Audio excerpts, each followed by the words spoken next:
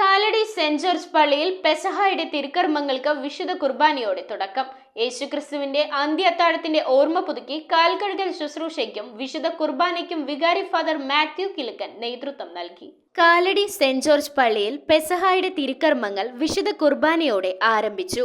ഈശോ തന്റെ തിരുരക്തത്താൽ നമ്മുടെ പാപങ്ങൾ കഴുകി മാറ്റുന്ന അത്ഭുത നിമിഷമാണ് വിശുദ്ധ കുമ്പസാരത്തിന്റേത്. നമ്മുടെ കാലുകൾ കഴുകാൻ ഈശോയെ നമുക്ക് അനുവദിക്കാം. സ്നേഹത്തിന്റെയും വിനയത്തിന്റെയും പങ്കുവയ്ക്കലിന്റെയും ശുശ്രൂഷയിലേക്ക് കടന്നുകൊണ്ട് കാൽകഴുകൽ ശുശ്രൂഷയ്ക്കും വിശുദ്ധ കുർബാനയ്ക്കും വികാരി ഫാദർ മാത്യു കിലുക്കൻ നേതൃത്വം നൽകി. വിശുദ്ധ കുർബാന മധ്യേ ഫാദർ അഗസ്റ്റിൻ കല്ലേലി തിരുവചന സന്ദേശം നൽകി.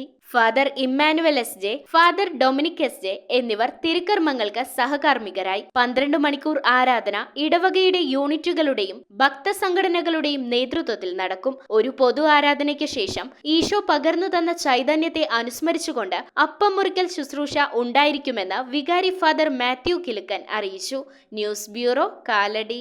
3.5 വർഷം മുൻപ് അവളുടെ ആഗ്രഹത്തിന് ഇതുപോലൊരു ലെറ്റർ ഞാൻ കൊടുത്തു. അന്ന് അവൾ എന്നെ നോക്കി ഒന്ന് സന്തോഷത്തോടെ ചിരിച്ചു. ഇപ്പോ അവളുടെ സ്വപ്നങ്ങളും എല്ലാം യാഥാർത്ഥ്യമാക്കി. സ്വപ്നങ്ങളെ യാഥാർത്ഥ്യമാക്കി.